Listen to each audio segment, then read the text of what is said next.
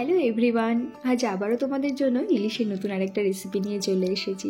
এটা খুবই জনপ্রিয় আর পুরোনো দিনের একটা রেসিপি। তো রেসিপিটা তোমাদের সাথে তো শেয়ার করব, তার আগে তোমাদের সবাইকে অনেক অনেক স্বাগত জানাই নবমিতা কিচেনে। প্রথমেই আমি মাছগুলোকে নুন হলুদ মাখিয়ে নিয়েছি। এখন সর্ষের তেল গরম করে হালকা ফ্রাই করে নেব। মশলার জন্য নিয়ে নিচ্ছি কালো সর্ষে, সাদা সর্ষে, পোস্ত আর নিয়ে নেব কয়েকটা কাঁচা লঙ্কা।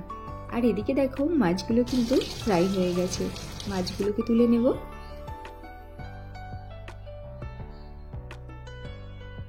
এখন একটা পাত্রে নিয়ে নিচ্ছি 2 চামচ টক দই। টক দইটাকে কিন্তু খুব ভালো করে ফেটিয়ে নেব।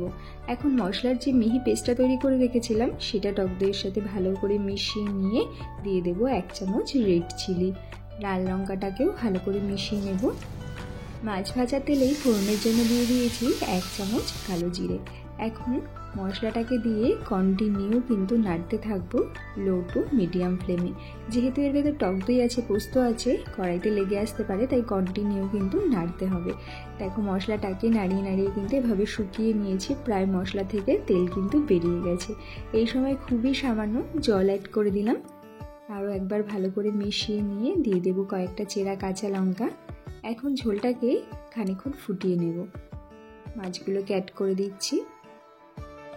গ্যাসের ফ্লেমটাকে মিডিয়াম করে দিয়ে একটা ঢাকনা দিয়ে ঢেকে দেব 5 মিনিটের জন্য। 5 মিনিট পর আমাদের তেল ইলিশ রেসিপি কিন্তু তৈরি। কেমন লাগলো রেসিপিটা অবশ্যই জানিও, আর ভালো লাগলে প্লিজ লাইক শেয়ার করে দিও।